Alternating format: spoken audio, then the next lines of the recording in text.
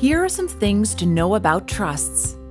A trust is a relationship in which one person, the settlor, Joe, gives money to a second person, the trustee, Jane, for the benefit of a third person, the beneficiary, David.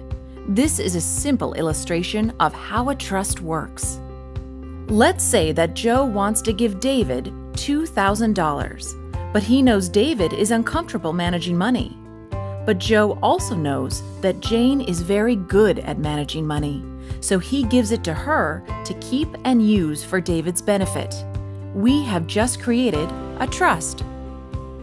According to the law, Jane as the trustee is the legal owner of the trust property. At the same time, David as the beneficiary is the beneficial owner. A trust essentially splits ownership into two.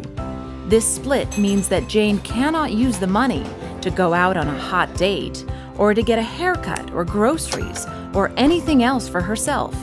The trust assets can only be used for David's benefit. As trustee, if Jane has complete discretion or control over how the money is used for David's benefit, the trust is a discretionary trust. It doesn't matter how much money is in a discretionary trust. With even $500 million in the trust, David, as the beneficiary, will not be cut off from BC disability benefits. If Jane does not have complete control on how the money is spent, the trust is a non-discretionary trust. For a person on disability benefits, a non-discretionary trust is restricted to no more than $200,000 unless special permission is granted by the Ministry of Social Development. If Joe left the money for David in trust in his last will and testament and died, the trust would be a testamentary trust, as the trust was created as a result of the settlor's death. If Joe gave the money to Jane in trust for David and then left to live in Hawaii, David's trust would be a living or inter vivos trust, as the trust was created while the settlor is still alive. People with disabilities who receive a large cash gift from a grandparent or an injury settlement from ICBC often set up a non-discretionary trust to be able to remain on disability benefits after receiving that money. These types of trusts are always living trusts because the person setting up the trust is still alive. All trusts must pay tax on the income that the assets in the trust generate.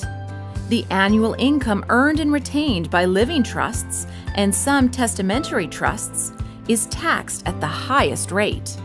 A testamentary trust less than 36 months old is taxed at the graduated rate, the same way that a person is taxed on their annual income. This means the rate of tax paid depends on their income and increases as their taxable income increases. A qualified disability trust, QDT, is a testamentary trust where the beneficiary holds a disability tax credit from the Canada Revenue Agency.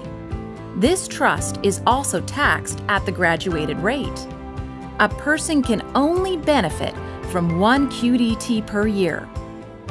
If they are named in more than one testamentary trust, the beneficiary and trustee or trustees must jointly select which trust each year is to be the QDT.